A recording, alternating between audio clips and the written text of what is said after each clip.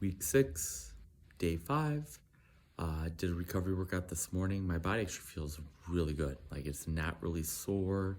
Had another really good night of sleep. My resting heart rate's continuing to go down. It's gone down about 5 to 6 points in 6.5 weeks, which is pretty good. Having lots of energy, not feeling any brain fog or fatigue, not feeling like anxious or nervous, and just really enjoying this time. Like I don't feel deprived. I don't feel like I'm missing out, and just everything feels good.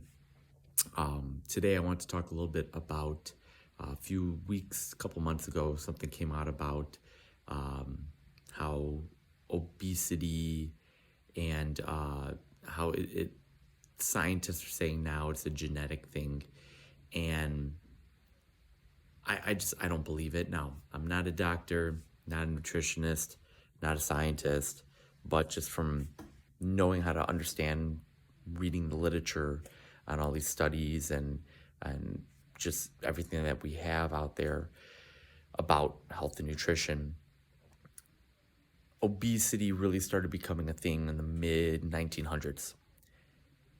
In order for genetic mutations to occur, it takes tens, if not hundreds of thousands of years. And I just don't see how a gene can mutate in 50 to 70 years. It's not possible based on all the literature out there. Now, there's something called epigenetics. Now, epigenetics is like a light switch. Either the gene is turned on or it's turned off. And what turns that gene on and off is your lifestyle, the way you live your life.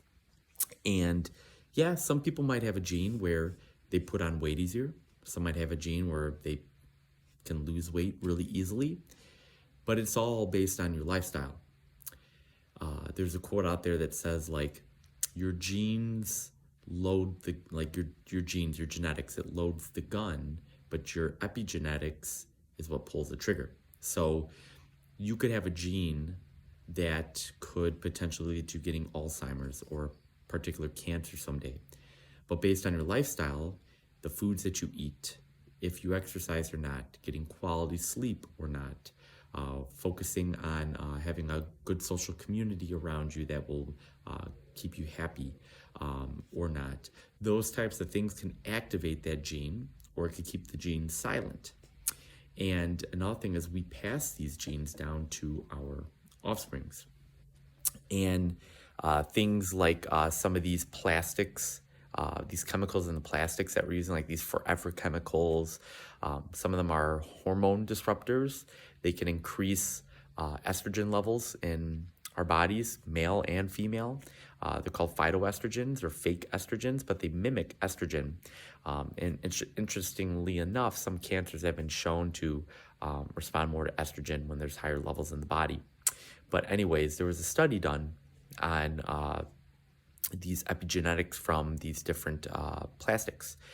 It was a rodent study done on rats, but what they did was they took a plastic water bowl just one time, and it was filled with water, and they gave it to a female rat. They found that it was 4 or 5 generations of rats after that one rat, just to one exposure, that the epigenetic from the phytoestrogens in that plastic were passed down. So it's pretty crazy how epigenetics are much more important than just genes. Yes, your genetics are important, but the epigenetics is what turns these things on and off. And we're just scratching the surface on this stuff. Another way to think of epigenetics is your genes are the melody. Like if I was to play on the piano, Twinkle, Twinkle, Little Star, that is your genes. But the epigenetics would be the chords or the harmony that I would play alongside with the melody Twinkle, Twinkle, Little Star. And if everything's going nice and smooth, it sounds nice and pretty. But then if you're not turning these genes on, or you're turning them off in a bad way and starting to kind of ramp up some of these chronic illnesses and diseases in our bodies, then it's like you're playing Twinkle, Twinkle, Little Star, but then the chords just sound really just scary and just messed up underneath it. The good news is if you haven't been living the cleanest, healthiest lifestyle and you start to activate and turn on some of these genes in a bad way, you can always turn them off. It's a light switch. So you can do a 180 with your health, 180 with your nutrition, your sleep, your exercise, your cardio, your mental health. And you can turn these things off and protect yourself. There are people that have the gene for Alzheimer's and they never get Alzheimer's, even though they have the gene that says you're going to get it. Why is this? Well, they live a healthy lifestyle. They do the things that you should not do that would turn that Alzheimer's gene on, that would ultimately give them Alzheimer's. I've seen some studies out there that say that the choices we make in life affect 90% of the outcomes with our genetics.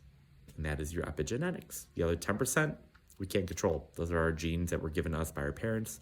But the 90%, you can control. And I don't know about you, but I want to control that. So if you're crushing it every day in the gym, you're eating healthy, you're prioritizing your sleep, good for you. And if you're not, it's never too late. Start with sleep, then add in the nutrition, and then add in the exercise. And you'll see your health just go to a whole new level. Keep it locked in here on my channel. Please like and subscribe and continue to follow along with me as I go through this 26-week ketogenic bodybuilding prep. And I'll see you guys tomorrow.